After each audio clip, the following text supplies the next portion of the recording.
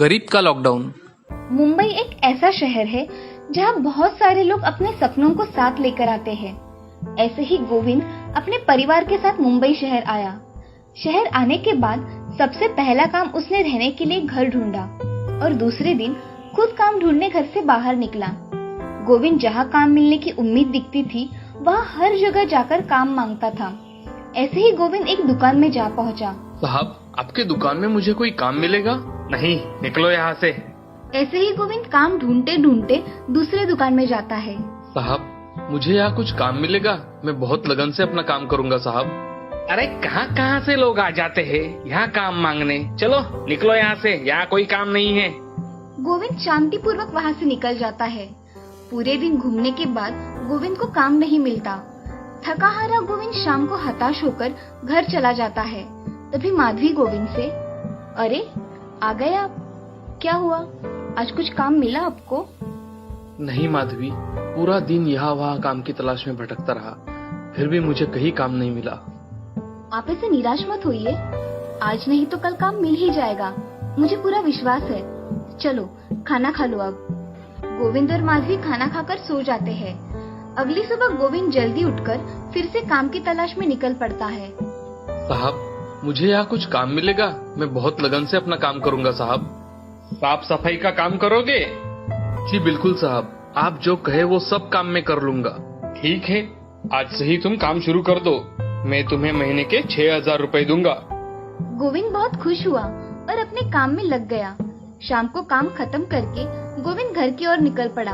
घर जाकर गोविंद माधवी को आवाज लगाता है, माधवी, माधवी, सुनती हो? आज मुझे काम मिल गया है, अब सब ठीक हो जाएगा। परिवार को खुश रखने का जरिया मुझे मिल गया है। अरे ये बड़ी खुशी की बात है। माँ बाबा अपने साथ यहाँ आते तो वो भी खुश होते। हाँ बिल्कुल खुश होते। चलो अब जल्दी खाना परोसो, बहुत भूख लगी है और कल मुझे जल्दी काम पर भी तो जाना पड़ेगा। जी अभी लाई। दोनों खाना खाकर सो जाते हैं। दूसरे दिन से गोविंद अपने काम पर जाने लगता है और बड़ी लगन से अपना सारा काम करता है। उसकी लगन को देखकर उसका मालिक रामलाल 1 साल बाद उसकी तनख्वाह बढ़ा देता है। गोविंद, आज तुम्हें यहाँ काम करते 1 साल पूरा हो गया है। तुम्हारी मेहनत और विश्वास देखकर मैंने तुम्हारी तनख्वाह बढ़ाने का निर्णय लिया है। आज से तुम्हें हर महीने 10,000 रुपए मिलेंगे। धन्यवाद सेठ जी, मैं आपका बहुत आभारी हूँ। गोविंद अपना काम खत्म कर घर की ओर निकल पड़ता है। रास्ते में वो बच्चे के लिए मिठाई लेने की सोचता है। वो एक मिठाई की दुकान पर जाता है। भाई आधा किलो अच्छी वाली मिठाई देना। हाँ अभी देता हूँ। मिठाई लेकर गोविंद घर जाता है। माधवी, अरे ओ माधवी, कहाँ हो भाग्यवान, जल्दी आओ, आज मैं बहुत खुश हूँ। जी क्या बात है, आप इतने खुश हो, जरा मुझे भी तो बताओ। माधवी, आज से मुझे हर महीने 10,000 रुपए पगार मिलेगी। ये तो सच में बहुत खुशी की बात है। तभी गोविंद अपने बेटे राम को आवाज लगाता है। राम, अरे बेटे कहाँ हो, देखो मैं तुम्हारे लिए क्या लाया हूँ। राम दौड़कर गोविंद के पास आता है। बाबा, आप मेरे लिए मिठाई लाए हैं? हुर्रे! रात को सब खुशी खुशी खाना खाकर सो जाते हैं। ऐसे ही दिन बीत जाते हैं। गोविंद का काम अच्छे से चल रहा था। 5-6 महीने बाद एक दिन गोविंद काम पर लोगों को सामान देते वक्त कोरोना की बातें सुनता है। अरे भाई, ये कोरोना क्या है और लॉकडाउन होने वाला है मतलब? अरे काका, ये फैलने वाली बहुत खराब बीमारी है। गोविंद घर जाकर लॉकडाउन के बारे में माधवी को बताता है।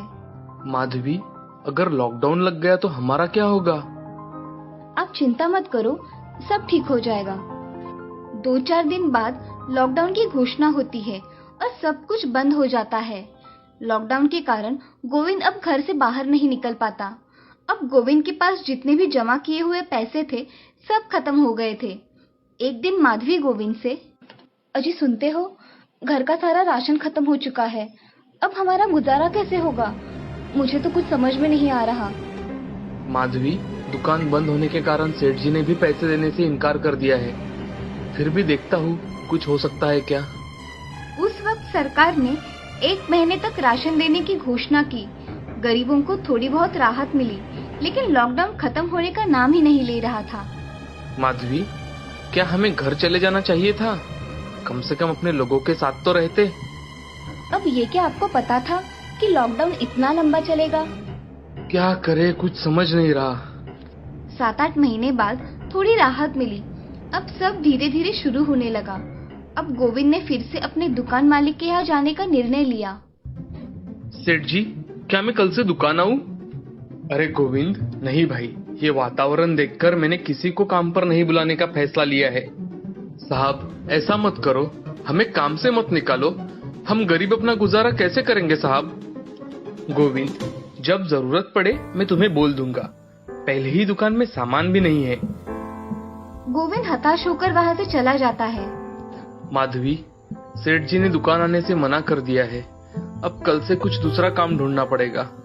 अजी, आपका काम बहुत अच्छा है, आपको कहीं भी काम मिल जाएगा। देखते हैं आगे क्या होता है। ये कोरोना आगे क्या दिन दिखाता है, क्या पता। गोविंद काम ढूंढने जाता है, लेकिन कहीं भी काम नहीं मिलता। माधवी, काम तो कहीं भी नहीं मिल रहा। मैं सोच रहा हूँ क्यों न कचौड़ी समोसे का नया काम शुरू कर दूं। तुम बहुत अच्छी कचौड़ी और समोसे बनाती हो। तुम मुझे सुबह बना देना, मैं रेलवे स्टेशन ऑफिस में जाकर बेच आऊंगा। हाँ जरूर, लेकिन इसके लिए पैसे कहाँ से आएंगे? एक तो घर का किराया भी देना बाकी है और राशन भी लगभग खत्म होने वाला है। देखता हूँ सेठ जी अगर कुछ मदद कर सकेंगे तो। सेठ जी, मैं कचौड़ी और समोसे का नया काम शुरू करना चाहता हूँ। मुझे 3000 रुपए क्या आप उधार दे सकते हैं? देखो गोविंद, तुम बहुत अच्छे इंसान हो, इसलिए मैं तुम्हें पैसे दे देता हूँ, पर जल्द से जल्द मुझे लौटा देना। जी जरूर, मैं आपका बहुत आभारी हूँ सेठ जी। माधवी, रामलाल जी ने 3000 रुपए की मदद की है और उसमें से मैंने कुछ सामान भी खरीदा है। कल सुबह जल्दी उठकर कचौड़ी और समोसे तुम मुझे बना कर देना, मैं बेच आऊंगा। जी, मैं रात को ही कुछ सामान तैयार करके रख दूंगी। माधवी कुछ सामान तैयार करके अपने बच्चे के साथ सो जाती है। गोविंद रात भर सोचता रहता है और दूसरे दिन माधवी जल्दी उठकर कचौरी और समोसा बनाना शुरू करती है। गोविंद उसमें उसकी मदद करता है। सब तैयार होने के बाद गोविंद कचौरी और समोसे लेकर बेचने के लिए निकल पड़ता है। गर्मा गर्म कचौड़ी समोसे ले लो, गर्मा गर्म कचौड़ी। गोविंद पूरे दिन मेहनत करता है, लेकिन लोग डर के मारे कुछ भी बाहर का सामान खरीदना नहीं चाहते थे। उस कारण सबका सब सामान जैसे का वैसा खराब हो जाता है। अब वो बहुत परेशान होता है, लेकिन फिर भी अपनी हिम्मत नहीं छोड़ता। दूसरे दिन फिर से सब ताजा माल लेकर चल पड़ता है और रोज की तरह गर्मा गर्म कचौड़ी समोसे ले लो, गर्मा गर्म कचौड़ी। और जैसे तैसे उसका धंधा शुरू हो जाता है। माधवी, आज मैं बहुत खुश हूँ। आज पहली बार हमारा सारा सामान खत्म हुआ। काफी अच्छा मुनाफा भी मिला है। ये तो बहुत खुशी की बात है।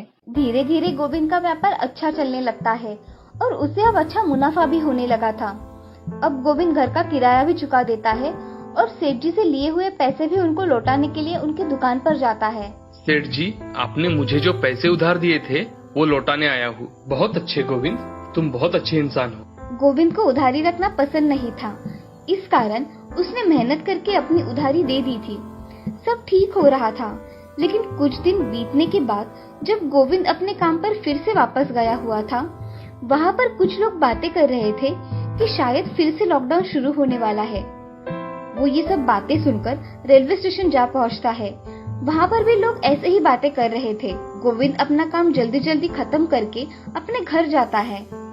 माधवी, आज मैंने फिर से वही लॉकडाउन की बातें सुनी कि शायद फिर से लॉकडाउन शुरू होने वाला है। हे भगवान, अगर फिर से लॉकडाउन शुरू हुआ तो हमारा क्या होगा? मुझे लगता है हमें अपने गांव जल्द ही वापस जाना चाहिए। दूसरे दिन गोविंद टिकट लेने रेलवे स्टेशन जा पहुंचता है। वहाँ उसे श्यामलाल मिलता है। दोनों एक ही गांव के रहने वाले थे। कैसे हो श्यामलाल, और यहाँ कैसे?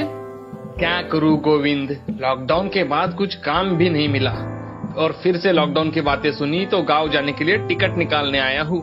कतार देखकर डर लग रहा है कि इस बार भी मैं जा पाऊंगा या नहीं। तुम यहाँ कैसे हो भाई? मैं भी गांव जाना चाहता हूँ। लॉकडाउन में बहुत परेशानियाँ होती है भाई। गोविंद टिकट ना मिलने पर हताश होकर घर वापस आ जाता है और 2 दिन में ही फिर से लॉकडाउन की घोषणा हो जाती है। माधवी, इस बार कुछ भी हो हम अपने गांव जरूर वापस जाएंगे। कम से कम भूख के कारण रोना तो नहीं पड़ेगा। खेती करेंगे और माँ बाबा के साथ सुकून की जिंदगी बिताएंगे गांव में। आपकी बात तो ठीक है, पर हम गांव कैसे जा सकते हैं? हमारा गांव तो यहाँ से 1500 मील पर है। अगर वाहन नहीं मिला तो ना सही, पैदल ही जाएंगे, पर जाएंगे ही हम। सुबह जल्दी निकलेंगे ताकि गर्मी से पहले कुछ मील तो जा पाएंगे।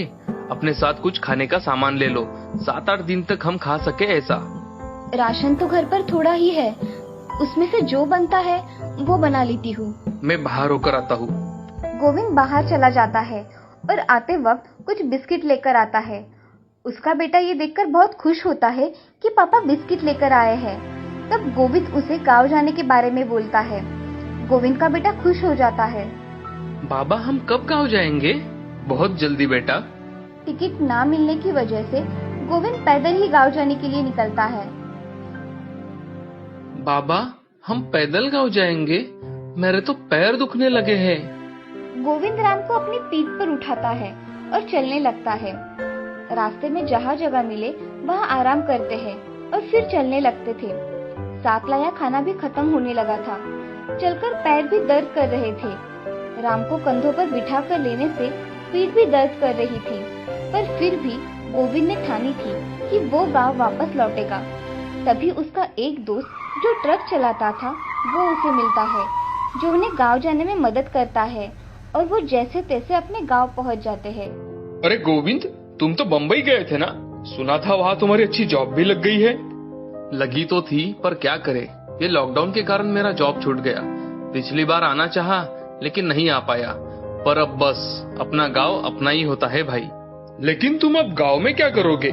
तुझे तो पता है, वहाँ कुछ जमीन है अपनी, उसमें ही खेती कर लूंगा।